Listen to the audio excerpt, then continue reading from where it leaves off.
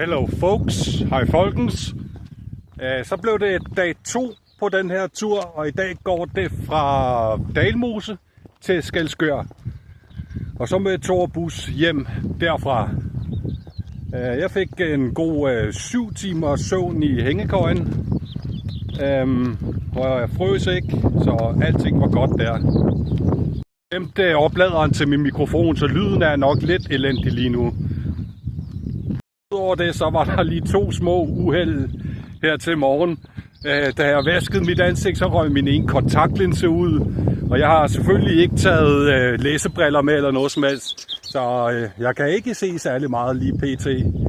Og så da jeg stak foden ned i min sko, så lå der en stor fed skovsnegl dernede. Det var den ikke glad for. Så den begyndte at skide over det hele. Så jeg blev nødt til at skifte strømper, fordi der var sneglelort over det hele. Så har fødderne det godt. Der var lige en enkelt vabel. Og skuldrene har det godt. Og der er masser af energi.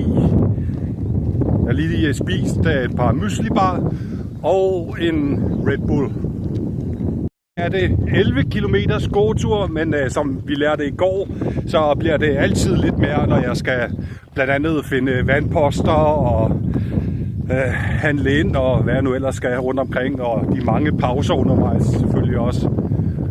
Men ja, vejret er dejligt.